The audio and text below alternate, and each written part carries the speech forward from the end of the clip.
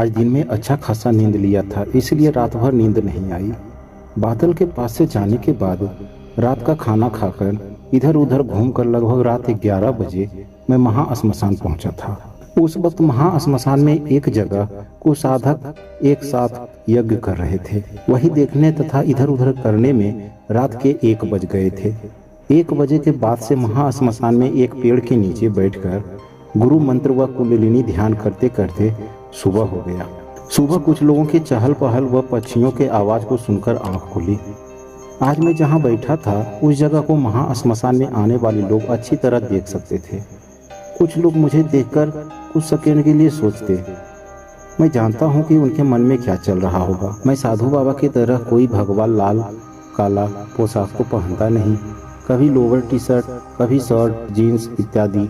वो सभी देखकर शायद यह सोचते कि आखिर यह लड़का साधु बाबा मुद्रा में श्मशान में क्यों बैठा है, या फिर सोचते होंगे कि कहीं यह सो तो नहीं रहा।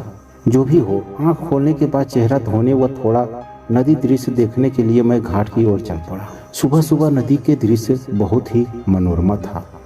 हल्की हल्की शुद्ध ठंडी हवा, पंछियों का झुंड खाने के लिए अपने घोंसलों से निकल चुके थे। सूर्य की हल्की हल्की लालिमा किरण की छटा नदी के पानी में चमक रही थी। दूर किसी मंदिर में शंख बजने की आवाज इत्यादि। द्वारका में चेहरा धोकर कुछ देर के लिए बैठा ही था कि वहां से कुछ ही दूरी पर नदी के किनारे एक जगह से लोगों की भीड़ व कोलाहल सुनाई दिया। घाट से भी कुछ लोग जल्दी जल्दी कौतूहल वश इधर ही जा रहे थे। वहाँ क्या हुआ है यह देखने की इच्छा मेरे मन में भी हुई, इसलिए मैं भी उस तरफ चल पड़ा। वहां पहुंचने का रास्ता उसी तरह से था जहां से पागल बाबा एक रात पहले मुझे भैरवी साधना के लिए नदी किनारे वाले उस छोटे से जंगल जैसी जगह पर ले गए थे। भीड़ उस छोटे जंगल से थोड़ा पहले ही नदी किनारे लगा हुआ था। वहां पहुंचा तो कुछ लोगों के रोने की आवाज आ रही थी। वहां लोगों का भीड़ कुछ ज्यादा ही था, इसलिए मैं आगे क्या हुआ है यह देखने के लिए भीड़ के अंदर नहीं गया। अंदर भीड़ से निकलते एक आदमी से मैंने पूछा कि क्या हुआ है, तो उसने बताया एक लड़की की लाश मिली है। कल से ही शायद यहाँ पर नदी किनारे वाले पेड़ के जड़ से अटका हुआ था। उसके घर वाले लड़की को खोज रहे थे, तो उन्हें किसी ने खबर दिया कि यहाँ एक लाश है। उन्होंने आकर देखा तो यह उन्हीं की लड़की थी। शायद 5-6 दिन पहले ही आत्महत्या कर लिया था। अब मेरे अंदर थोड़ी और कौतूहल हुई। भीड़ के अंदर से मैं सामने पहुंचा। वहाँ एक लड़की की लाश के सामने 2 महिला और कुछ ही दूरी पर एक आदमी अपने सिर को पकड़कर जोर जोर से रो रहे थे। वह आदमी उस लड़की के पिताजी थे। 4-5 दिन से पानी में रहने के कारण लड़की की मृत शरीर थोड़ी फूल और सड़न आ गई थी। उसका चेहरा थोड़ा बहुत ही पहचान आ रहा था। मुझे एक बार ऐसा लगा कि मैंने शायद इस चेहरे को कहीं देखा है। कुछ देर उस चेहरे की तरफ ध्यान से देखने के बाद अब वह चेहरा याद आया। किसी ने मानो मेरे सीने के बाएं तरफ हथौड़ी चलाना शुरू कर दिया। मेरा पूरा शरीर कांपने लगा। माथे से पसीने की बूंद निकल आई। मेरे मुंह से यही आवाज निकला, हाँ यह लाश उसी लड़की की है जो 2 रात पहले ही मेरी भैरवी थी। पर आश्चर्य की बात यह है कि वह शायद 4-5 दिन पहले ही मर चुकी थी। तो उस रात मेरे साथ किसने संगम किया था?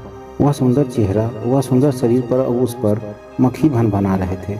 यहाँ खड़े सभी लोगों में केवल उसके घर वालों को छोड़कर मैंने ही उस लड़की को जिंदा देखा था। क्या उस वक्त वह सच में जिंदा लड़की थी या शायद नहीं? आप किसी लड़की से अभी 2 दिन पहले ही मिले हो और जब उसकी लाश मिले तो आपको पता चले कि वह तो 4-5 दिन पहले ही मर चुकी थी। आपका जो हाल होगा, इसलिए वक्त वही हाल मेरा भी था। मैं और ज्यादा देर वहाँ खड़ा नहीं रह सका। एक घुटन सा महसूस हो रहा था। भीड़ से निकलते वक्त ही मैंने सुना कि उस लड़की के पिताजी रोते हुए कह रहे थे, अर्पिता हमसे क्या गलती हुई जो तूने ऐसा कर लिया।